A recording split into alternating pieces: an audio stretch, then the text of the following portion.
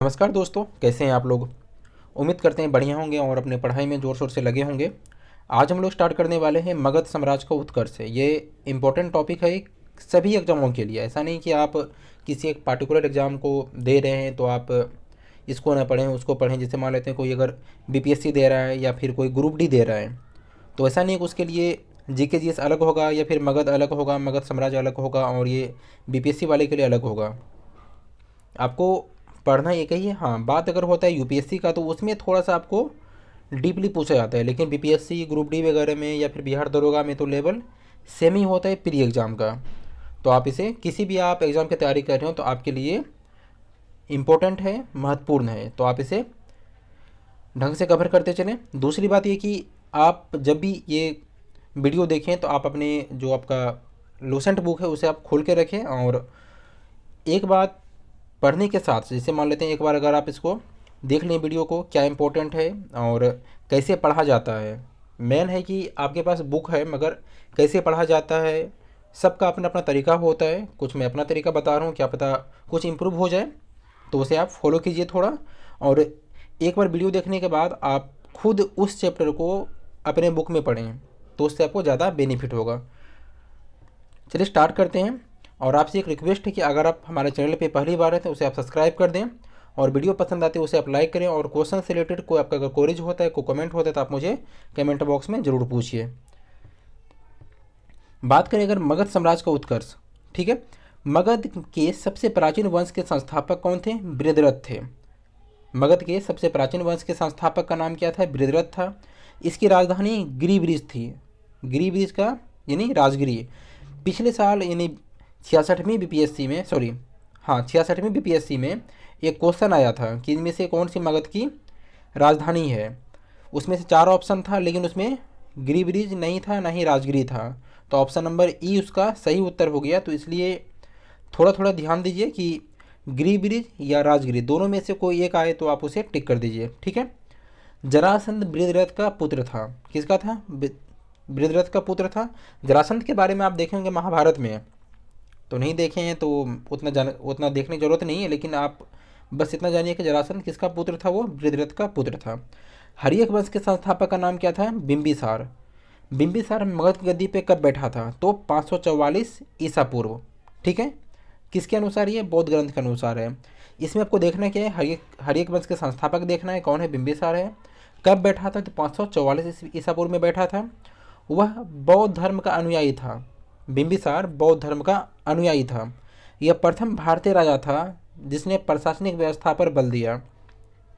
अगला है बिंबिसार ने ब्रह्मादत्त को हराकर अंग राज्य को मगध में मिला लिया। अगर आप साउथ बिहार के यानी भागलपुर के हैं तो आप भागलपुर का ये अंग का जो अभी आधुनिक प्रदेश है वो भागलपुर है, ठीक है। तो उसने क्या किया? ब्रह्मादत्त को हरा के, किसको? ब्रह्मादत्त को हराकर अंग को मगध राज्य में उसे शामिल कर लिया। बिंबिसार ने राजगिरी का निर्माण कर उसे अपनी राजधानी बनाई। अब प्रश्न आता है कभी काल कि बिंबिसार ने या फिर किसने राजगिरी का निर्माण कर उसे अपनी राजधानी बनाई, या फिर किसने गिरिब्रिज या फिर राजधानी को अपना राज्य का राजधानी बनाया? तो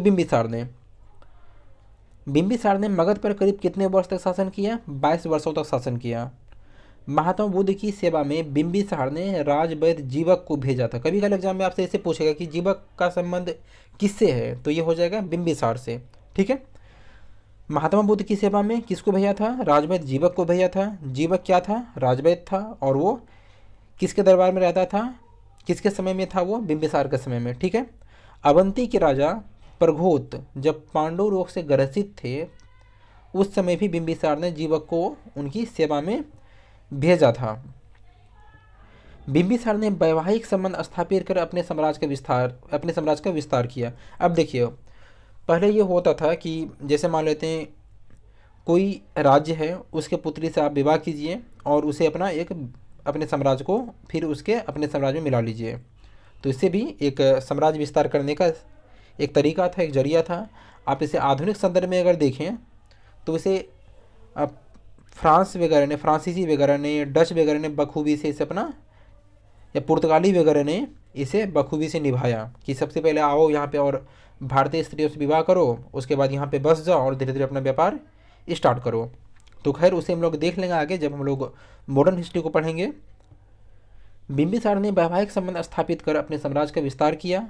इसने कौशल नरेश परसेनजित की बहन महाकोसला, महाकोसला कौन थी? कौशल नरेश परसेनजित की बहन थी।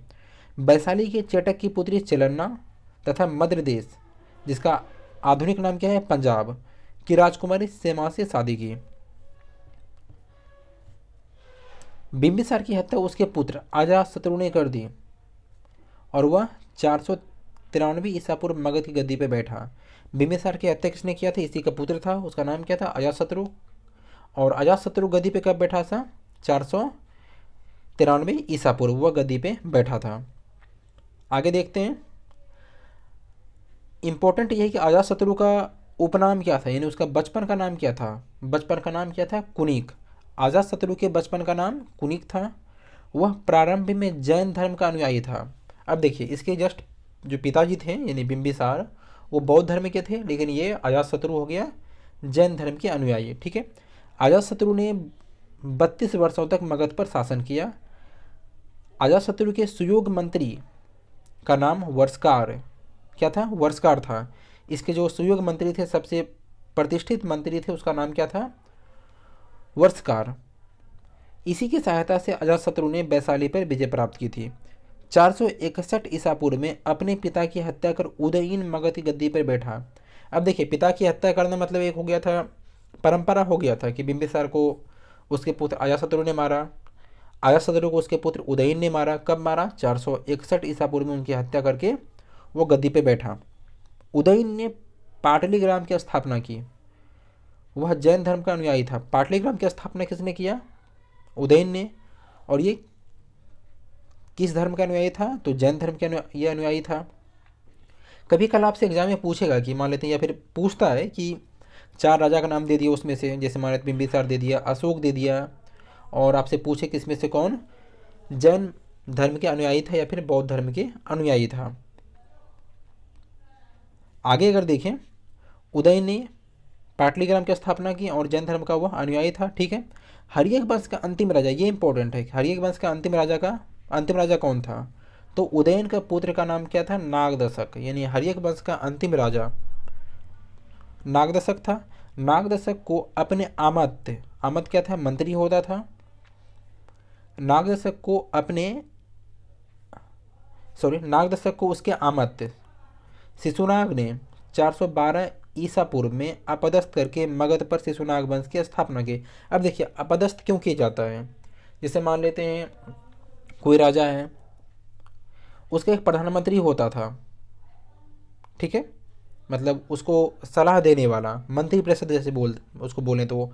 अगर राजा मान लेते यहाँ पे कहीं, या जैसे आज अगर हम देखें तो वो प्रतिनिधिक रूप में चुना जाता है, यानी उसको वोटिंग करके हम लोग चुनते हैं, जनता द्वारा वो चुना जाता है। लेकिन वो था अनुवांशिक। अनुवांशिक में क्या था कि प्रत्येक बार आपको जो मतलब बेटा हो गया, बेटी थी, जो भी था, तो वो योग्य नहीं होता था। जब राजा कमज़ोर पड़ा तो वो उसका मंत्रिपरिषद उस पर हावी हुआ, और जैसे वो सबसे ज़्यादा कमज़ोर हो गया तो वो तुरंत वो तख्ता पलट कर दिया। ठीक है, तो आप उम्मीद है समझ गए होंगे। नागदशक को उसके आमत्य शिशुनाग ने, कौन? शिशुनाग ने 412 ईस्वी में अपदस्थ करके शिशुनाग वंश की स्थापना की। ठीक है, और शिशुनाग ने अपनी राजधानी पाटलिपुत्र से हटाकर कहाँ ले गया? वैशाली। किसने? शिशुनाग ने। शिशुनाग का उत्तराधिकारी का नाम क्या था? कालाशोक। ठीक है, कालाशोक ने पुनः राजधानी को पाटलिपुत्र ले गया। शिशुनाग ने पाटलिपुत्र से हटाकर कहाँ? वैशाली ले गया था, लेकिन उसके पुत्र कालाशोक ने कहाँ ले आया? पाटलिपुत्र। ठीक है, शिशुनाग वंश का अंतिम राजा कौन था? नंदीवर्धन। और हर्यक वंश का अंतिम शासक नागदशक। तो इसी में आप कंफ्यूज मत होइए।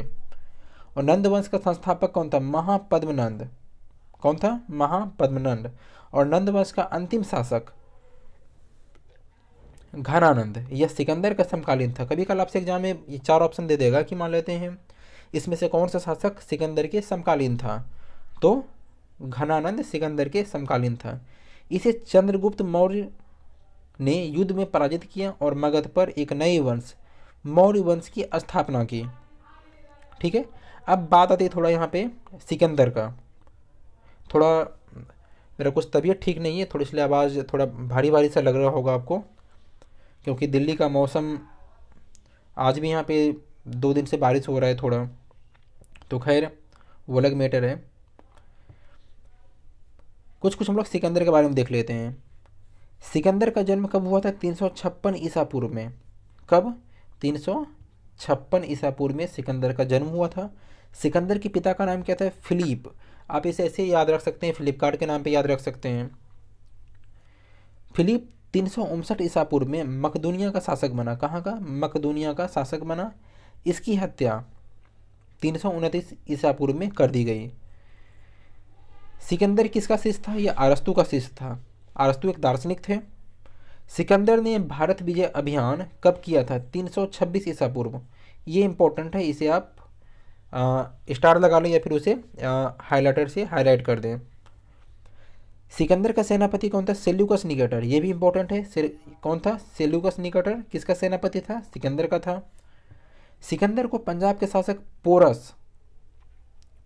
शासक पोरस के साथ युद्ध करना पड़ा था, जिसे हाइडेस्पीज युद्ध या झेलम या विसता युद्ध के नाम से जाना जाता है। अब देखिए, आज का नाम है झेलम। झेलम का अगर पुराना अगर नाम देखा जाए तो ये क्या था? वितस्ता। ठीक है, इसे झेलम युद्ध या विसता युद्ध के नाम से जाना जाता है। सिकंदर की सेना ब्यास नदी के पश्चिमी तट पर पहुंचकर उसे पार करने से इनकार कर दिया था। सिकंदर स्थल मार्ग द्वारा 325 ईसा पूर्व में भारत से लौटा। कब? 325 ईसा पूर्व में वो भारत से लौटा। सिकंदर की मृत्यु कब हुई थी? 323 ईसा पूर्व में।